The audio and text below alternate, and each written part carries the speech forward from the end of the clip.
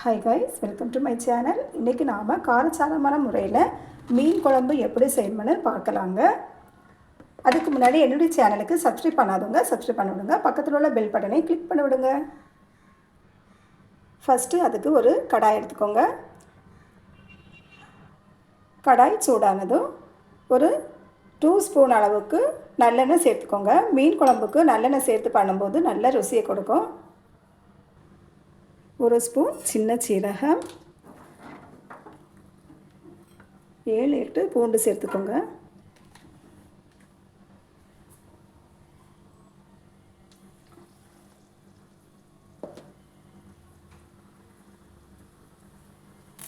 கருவேப்பிலை,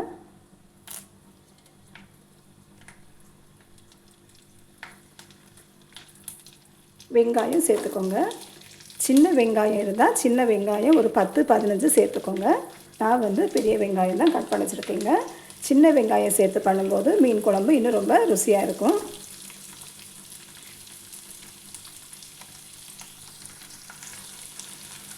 முழு நல்ல மிளகு சேர்த்துக்கோங்க. நல்லா வறுத்து விட்டுக்கோங்க. ஸ்டவ்வை லோ ஃப்ளேமில் வச்சுட்டு நல்லா வறுத்து விட்டுக்கோங்க. வெங்காயம் கண்ணாடி பதம் வரணும், அது வரைக்கும் நல்லா வறுத்து விட்டுக்கோங்க.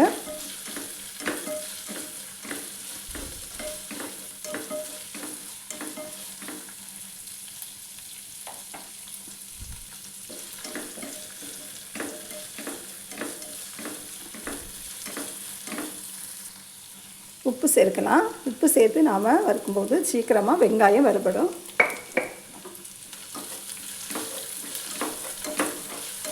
இப்போ பார்க்கும்போதே தெரியுதுங்க, வெங்காயம் கண்ணாடி பதத்தில் வந்துடுச்சு.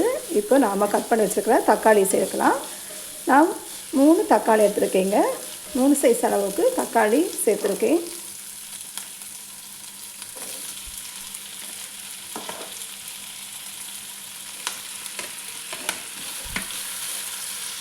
தக்காளி நல்லா வறுபடட்டும்.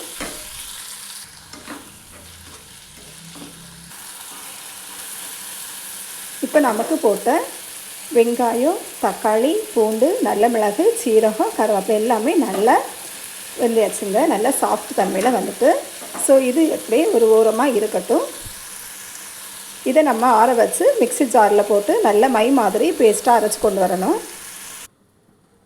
இப்போ ஒரு கடாய் எடுத்துக்கோங்க. இந்த கடாயில் 3 டேபிள் ஸ்பூன் அளவுக்கு எண்ணெய் சேர்த்துக்கோங்க. எண்ணெய் சூடானதும் 1/2 ஸ்பூன் கடுகு,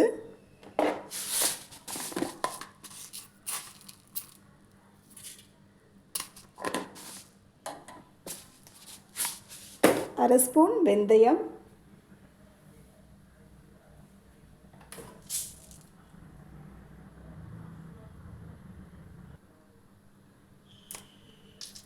1 கடுகு வெந்தயம் எல்லாம் பொடிச்சு ரெடி ஆகிட்டுங்க. இப்போ நாம் வெங்காயம் சேர்க்கலாம். உங்கள்கிட்ட சின்ன வெங்காயம் இருந்தால் நீங்கள் சின்ன வெங்காயம் சேர்த்துக்கோங்க. ஒரு 10-15 வெங்காயமாவது எடுத்துக்கோங்க.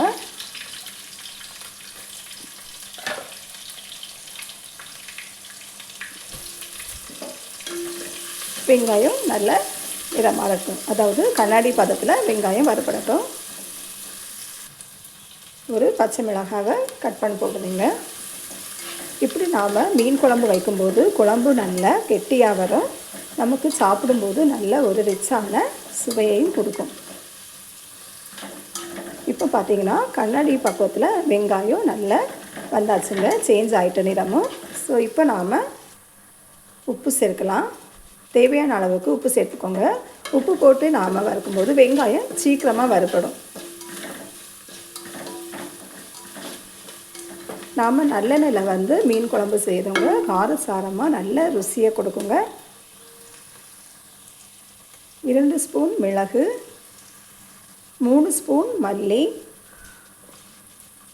1/4 ஸ்பூன் மஞ்சள் போட்டுட்டு நல்லா வதக்கி விட்டுக்கோங்க. நல்ல கெட்டியான பதம் வரும், அது வரைக்கும் நல்லா வதக்கி விட்டுக்கோங்க. நல்ல வாசனை வருதுங்க. நான் சொன்னது மாதிரி நீங்களும் ஃபாலோ பண்ணுங்கள். ஈஸியாக நல்ல காரசாரமான முறையில் மீன் குழம்பு நாம் செய்யலாங்க. பிகினர்ஸ் கூட ஈஸியாக பண்ணலாம். இப்போ நாம் ஏற்கனவே ஆட்டி வச்சுருந்ததில் எண்ணெயில் போட்டு வதக்கி மிக்ஸி ஜாரில் மை மாதிரி மசாலா அரைச்சி வச்சுருந்ததில் அதை சேர்க்கலாம். கொஞ்சமாக தண்ணி சேர்த்துக்கோங்க. நான் மசாலா தண்ணியே சேர்க்குறேங்க.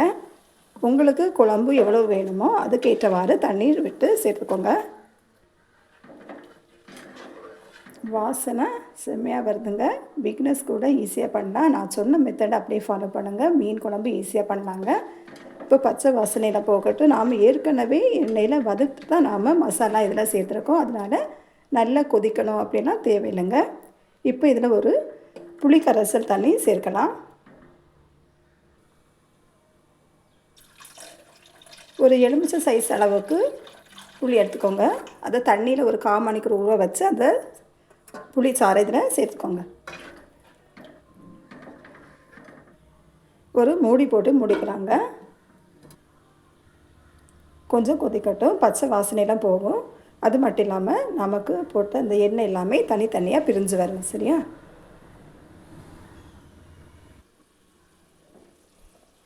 இப்போ பார்க்கும்போதே தெரியுதுங்க, நம்ம போட்ட மசாலா எண்ணெய் எல்லாம் தனித்தனியாக பிரிஞ்சாச்சுங்க. இப்போ நாம் மீன் வாஷ் பண்ணி வச்சுருந்தோம் இல்லை, அந்த மீனை இதில் சேர்க்கலாம்.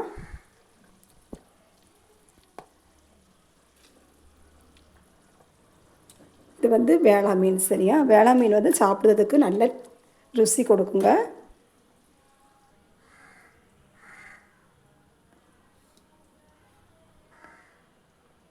ஒரு கிண்டுட்டு மூடி போட்டு மூடிக்கோங்க.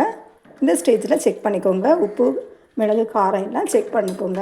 புளியெல்லாம் கரெக்டாக இருக்கானே. உங்களுக்கு உப்பு தேவைப்பட்டால் கொஞ்சமாக சேர்த்துக்கோங்க. மூடி போட்டு மூடிக்கலாம். மீன் எல்லாம் நல்லா வேகட்டுங்க.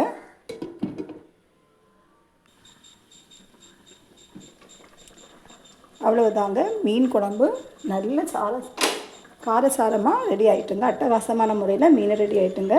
நாம் போட்ட மீன் எல்லாமே நல்லா வெந்திருக்குங்க. பார்க்கும்போது உங்களுக்கே தெரியுது, நாம் போட்ட மீன் எல்லாம் நல்லா வெந்திருக்குங்க. பெர்ஃபெக்டாக நீட்டாக வெந்திருக்கு.